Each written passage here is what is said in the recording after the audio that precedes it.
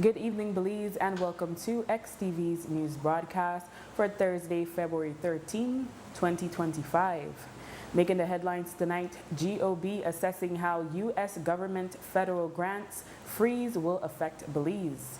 Michael Feinstein files appeal and injunction application in state bank extension compulsory acquisition. And BPM claimants ask for expedited hearing of case. We take our first break and return with the news in detail. February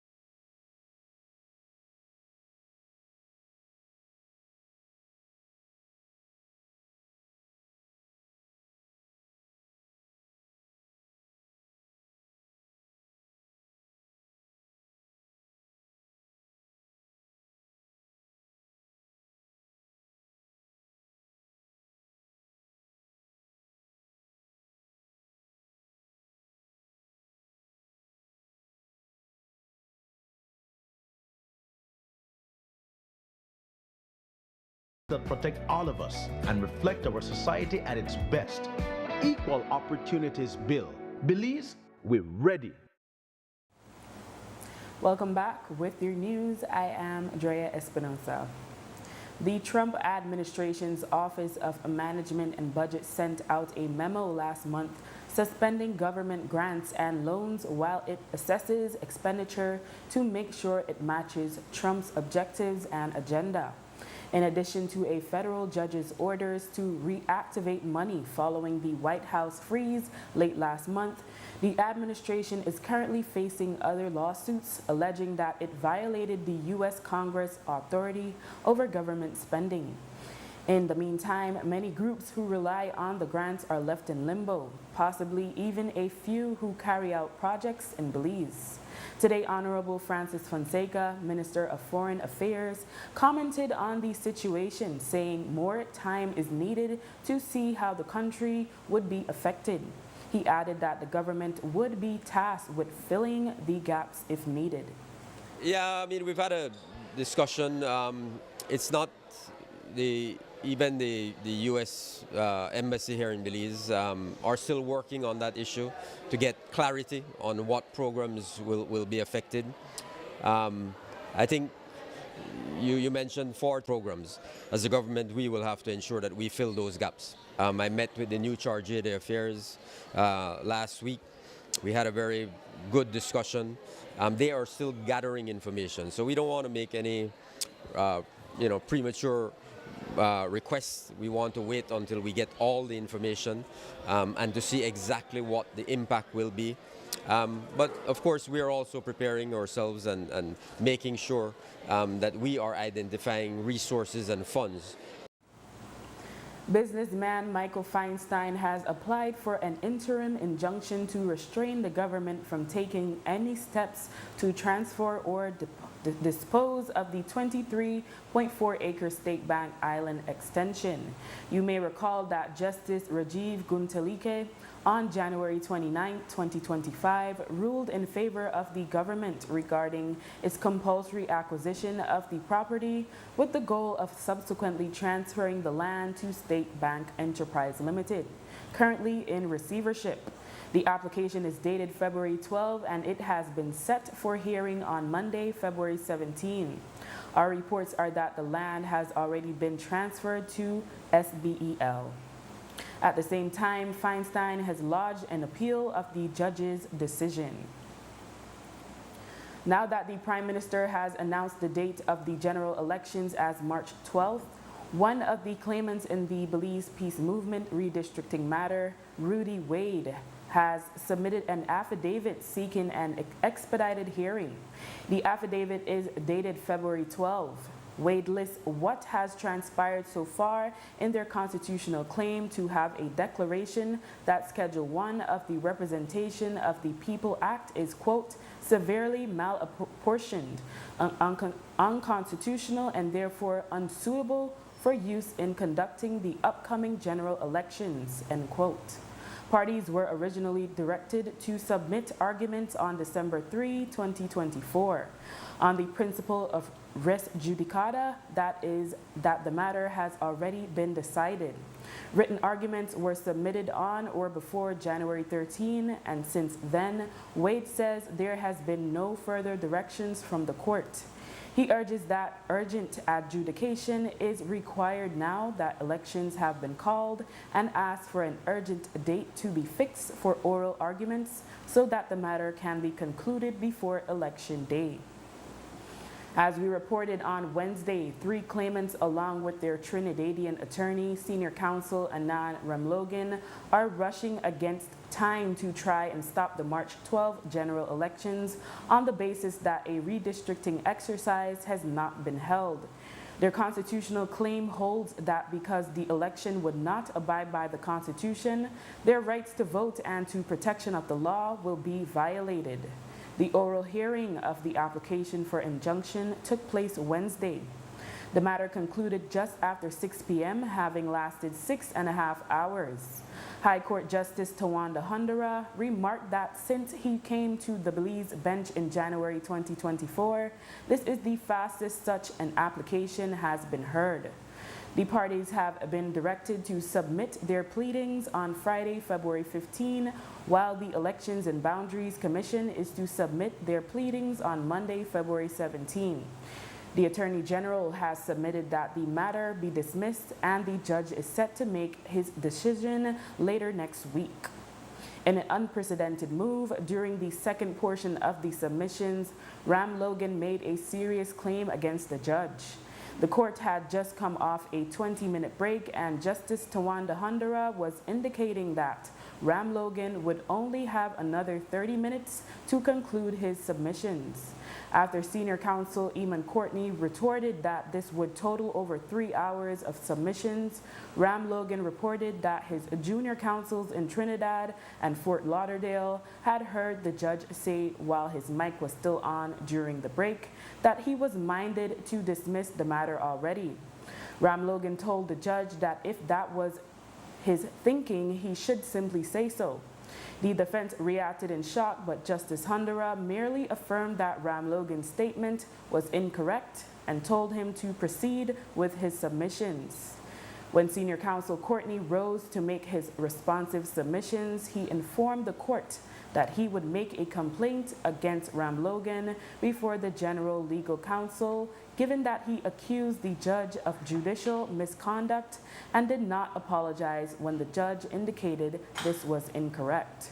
Courtney also made the claim that Ram Logan was merely paving the way for him to later claim that Hundara prejudged the matter. Ram Logan told the court he had no issue going before the commission, but requested an unedited copy of the recording to be able to defend himself. He did say that when the judge responded that the claim was incorrect, his response was, if that is what he holds by, then he will move on with his submissions. The court has committed to provide the recording of the session. It is uncertain if the break was recorded. After the break, AG defends hiring of private counsel to represent government. Stay with us.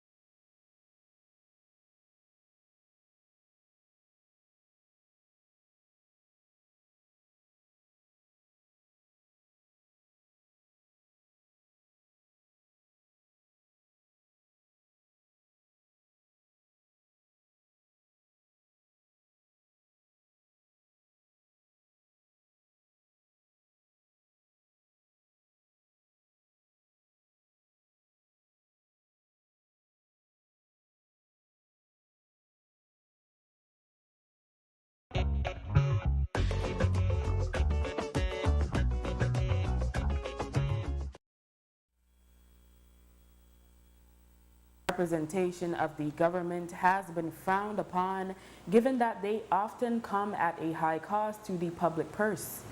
Asked about it, government officials in the ruling party are quick to point the finger at previous governments, saying they too have engaged in the practice. On Wednesday, the current Attorney General, Anthony Sylvester Jr., was in court for the injunction application hearing in the redistricting constitutional claim. He was asked why senior counsel Eamon Courtney is representing him in the case. So it's a valid concern, a valid observation. So as you may be aware, so the Attorney General's ministry is charged with defending all matters. And we have a cadre of excellent, brilliant Crown Counsel, but as occurs with this matter, you're faced with a very urgent matter, a matter which requires an attorney with certain special skill and expertise. And regrettably, unfortunately, that's the nature of the affairs, and so we have to engage such attorneys. But are public funds being judiciously spent in defense of an indefensible position that you're not going to vote with a completely malapportioned voters list? I would not say as you have characterized it, and as you generally do, Jules, you articulate with such spellbounded effect. One might be persuaded, yes, to seduce to accept it, but no, I don't necessarily agree with you. And as I indicated earlier, we don't want to prejudge whatever determination that has to be made by the court. But certainly, I rarely concede that that is a valid concern. But as I indicated, it is something in the normal course of things that government has to do. Last year, UDP Cayo North standard bearer Dr. Omar Figueroa started a challenge to the transfer of a large number of voters by his opponent's camp, Michelle Shabat, into the division. Dr. Figueroa affirmed that the transfers were unlawful given that the over 400 people brought from other divisions never resided in Cayo North. An initial objection based on the annual transfer period in July and August featured some 100 names. When the challenge to the annual court review, Magistrate Carl Walters ruled that the names of 23 voters should be struck off the Cayo North voters list. Dr. Figueroa has now complained that this has not yet been done. For the annual review, there was another ruling in court involving 23 persons that never lived at the address where they were claiming to live. Again, the magistrate ruled that these 23 persons must be removed from the Cayo North voters list. A few days ago, we were able to obtain an official copy of the Cayo North voters list, and it is in clear and direct violation of the magistrate's order. I think this is a cause of concern for all Belizeans. You know, something like this really violates our constitution, it undermines our democracy, and it really raises some serious questions about the integrity of the entire elections and boundaries department. Someone needs to be held to account. I mean, this criminal scheme of electoral fraud that has been effective here in Cayo North, someone needs to be held accountable. We managed to prove and substantiate our claim on several accounts. The magistrate issued a clear and undeniable ruling, yet elections and boundaries are in clear violation of this. 124 names that the magistrate indicated and ruled should be removed from the Cayo North list are still on the Cayo North list. This is serious again, and this is a cause for serious concern for every single Belizean that believes in our system of government. We are told that if there was an application for a stay of execution of the magistrate's decision until the appeal concludes, then the voters get to stay on the list. We are trying to verify if that was done. On the other hand, we were pointed to a section of the Representation of the People Act, which states that, quote, no right of voting at any election shall be affected by any appeal against the exercise of that right, pending at the time of the issuing of an order directing an election to be held.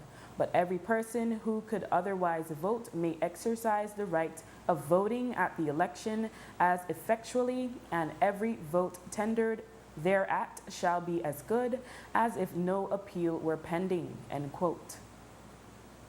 Belizean Ismael Contreras, who says he returned to Belize 6 years ago, has put together a driver's education manual that he hopes the government will approve for introduction into the curriculum in secondary schools across the country to prepare students for life after school. He explained that he decided to pursue this initiative after himself applying for a driver's license and realizing that the approval process is severely lacking. He has partnered with other community members to create the manual. I had moved back home. I lived abroad for a while, and I had moved back home, and to renew my driver's license, they were like saying, hey, we would prefer you try to go ahead and do like a road test, retest to get your driver's license to be able to, be certified to drive here in Belize. And when I went through that process, I realized that, they didn't really have a structured way of going through to like basically learning how to use an automobile, because an automobile is a form of a weapon if it's not handled with due care and respect. So I got burned out when I first started to try to implement the driver's ed, and what got me re-energized again was the loss of 2 of my family members, immediate family members, last year. Right now, most of the people that I'm collaborating with, we have 1 or 2 teachers here in Belize, but for the most of it are like several expats who are like, professional, who are business owners or CEOs, and we have, like trying to just get a couple of Belizeans to get on the same term to do it. It's somewhat tough, so most of us are like, for example, myself, I'm a Belizean by birth, but I lived abroad. And we have several expats and stuff that is collaborating with me who are working a specific field, like for example, the writing process. They specialize in literature, so they're the ones writing it. He shared some of the important aspects of the manual, which numbers 11 pages. One of them that is dear to me is while operating a motorized vehicle, any motorized vehicle is having a newborn. A newborn is considered from, let's say, 3 to 2 years or when they first come out of their mom's womb. That's considered a newborn. They don't have bones. So we see it here a lot where people are driving with a newborn in the front seat, or they don't have them properly secure. And another thing I noticed that even though a lot of people are mature, when they're operating automobiles, they refuse to put their seat belts on. Yes, it's kind of like uncomfortable, but seat belts do save lives. If you say an automobile traveling at 35 miles per hour collide with anything, there are certain things in your automobile. For example, a straw becomes a projectile. A straw is like a bullet at that point, can harm you. So imagine hitting something that hard, impacting something that hard, and then you don't have your seatbelt on. You would either become a projectile. If you're holding a young child, that child also becomes a projectile. You cannot hold that child with that such impact. That child will, get pretty much receive severe damage. For instance, overtaking. A lot of people love to overtake, but then they don't understand that if you're passing an automobile, you have to understand that you have to do mental calculation. You're not just sitting there empty mind. You have to make emotional and mental calculation like, hey, I am going 35 miles per hour. So if I'm trying to overtake a car that's going 40 miles per hour, then you have to do an emotional and mental calculation that I need to exert so much on the accelerator pedal to make sure I can pass that automobile and have ample space when I get in front of that automobile as well. So these are the things that we're trying to address, and I believe education is the key, and it's the foundation for our society. And then we also have a phase where it's educational format for motorcycle, and then we're also working that's in the drafting phase. Then heavy duty equipment, that's also in the drafting phase. So that's why I said 75% complete. Contreras says it is expected that if the government embraces the manual, the different relevant departments will review and finalize the document. It includes guidelines on vehicle safety, signs and traffic signals, pavement markings, lane travel, and others.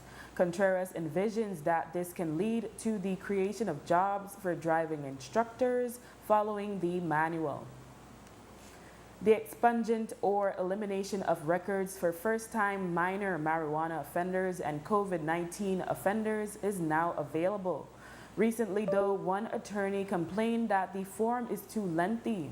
It is 3 pages long, and he believes that it can be reduced to 1 page only.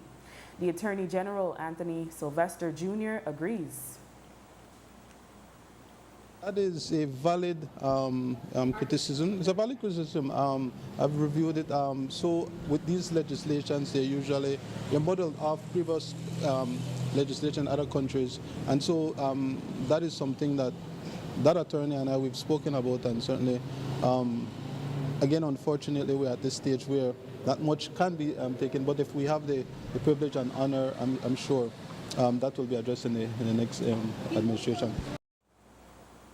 An assessment of weapons and ammunition management in Belize has determined that there are critical gaps in standardized operating procedures, SOPs, regarding stockpile management, firearm destruction, and traceability.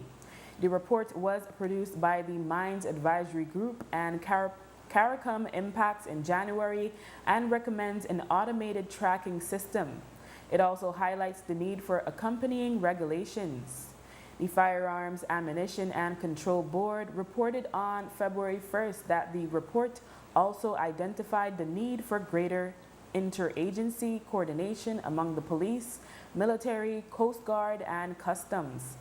The FACB has committed to implement the recommendations to enhance national security and reduce firearm-related risks. After the break, Corozal man dies due to road traffic accident. Stay tuned.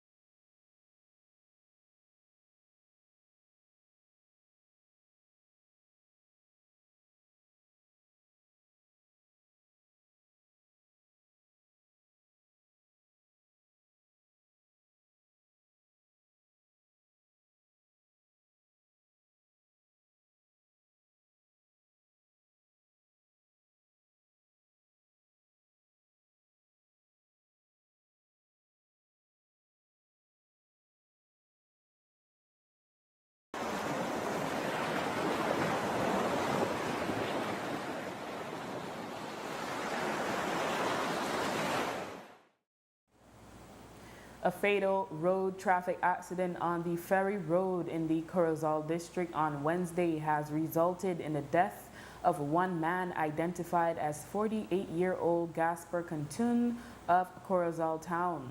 Reports are that around 4 p.m. on said day, Cantun was driving towards Corozal town when he lost control of his vehicle, a black Chevrolet Tracker. The Tracker reportedly flipped multiple times, inflicting fatal injuries to Cantun.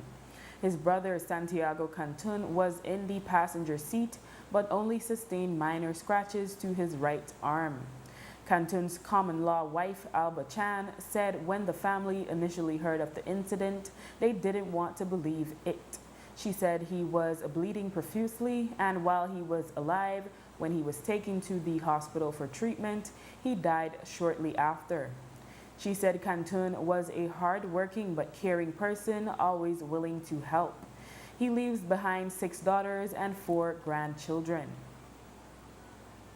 During a special ceremony today, Belize City's U Space was finally launched at the Leo Bradley Library on Princess Margaret Drive. With this new location, U Space hubs are now in all 6 districts. Visitors to the hub can now access Chromebooks, internet access, and participate in other innovative activities such as coding, robotics, graphic designing, and the People's Archive. Minister of Education, Honorable Francis Fonseca, spoke of the importance of such hubs for communities. We're very happy that we were able to get support from UNICEF. We've partnered with them. And it's a team effort. We're working, it's not only the Ministry of Education, it's also the Ministry of Culture, niche in particular, all of us working together, really to create kind of transformative spaces, community spaces, where, as I said, our young people can feel comfortable, where they can come to be creative, to express themselves. So that's the whole purpose of this. And yes, this is the 7th one across the country, and we hope with the support of organizations like UNICEF that we'll be able to do more in the future. Haley Chan, a first-form student of Pallotti High School, shared her thoughts on the initiative and how she and her classmates can benefit. I feel it as a more engaging experience. So when from my first form, there's a lot of our students that would need to do research. So we could just, after school, we could come over here, do our research, and if it doesn't help, there's always the books. So seeing the space and getting to interact with it, what part of it are you most excited about? Like that feeling secure here. Also being able to do, because before they didn't have the internet, but now they're going to have it, so now you can do the research, it's more easier. And some people don't like using books, so it's gonna be more helpful for us to be using the internet. On a point of interest, the Belize City Council has advised motorists and pedestrians that the new traffic light system at the intersection of King Street and Dame Anita Gordon Drive, formerly Regent Street, is currently in its testing phase. During this testing period, enforcement officers will be stationed in the area to ensure the smooth flow of traffic. Drivers and pedestrians are asked to traverse the intersection with caution. With election season upon us, candidates across the country are preparing for the big day. Today, Area Representative for Freetown, Honorable Francis Fonseca, said that he has engaged with his constituents and has a good idea of the concerns they have. Fonseca noted that he is also still an acting minister and that during this period, he wears 2 hats. Obviously, I'm a representative of Freetown, so I have to be engaged in campaign and political work. But of course, I also have ministerial duties, which I have to carry out. I'm doing that today. So it's a balance, but obviously, this is political season, campaign season. So, we're carrying out our work and finishing up some of the projects that we started. and then, as I said, campaigning obviously takes priority right now. We have a great relationship with the people in Freetown, so I feel very confident about my relationship with them. But of course, we talk to them about issues of concern to them. Infrastructure is always an issue that we have to continue working on. People are always concerned about more job opportunities. People are concerned about their land, getting access to land, getting access to housing. Those are big issues. The cost of living, of course, is always an issue of concern. So we talk to our voters about all of those issues, and try to respond to them when they come up in a responsible way. And the Belize Carnival Association is already planning this year's Carnival Road March and related events, which is expected to be a special one. This year, the association will be celebrating its 50th anniversary. Today, Minister of Culture, Honorable Francis Fonseca, said that the milestone is a big deal and that it will be a special focus for this year's national celebrations. Yeah, that's a big deal. A big deal. I had a meeting, I think about a month or so ago, with the Carnival Association, representatives of the Carnival Association, where we discussed the 50th anniversary. We think it's a wonderful opportunity for us to do something big this year, along with them and the National Celebrations Commission. So we want to make that a special focus for this year's celebrations. 50 years of Carnival, and I think it's a very good opportunity for us to celebrate culture and celebrate the Carnival Association and the work that they're doing. So we're excited about that. And with that, we have come to the end of our newscast. A repeat can be viewed on the station later tonight at 9 and again tomorrow at midday. Join us again tomorrow for another news broadcast. I am Drea Espinosa. Have a safe and enjoyable evening.